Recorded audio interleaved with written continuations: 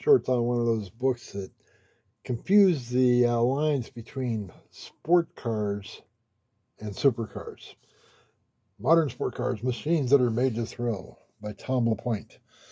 Problem is, LaPointe, sport cars are a whole different animal than supercars.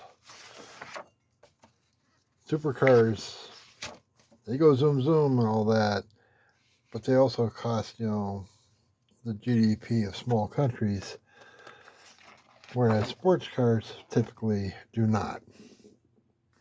The Bugatti Veyron, supercar. Dodge Viper, sports car. Tesla Roadster Sport, sports car. Nissan GTR, sports car. Alfa Romeo, sports car. But then they slap in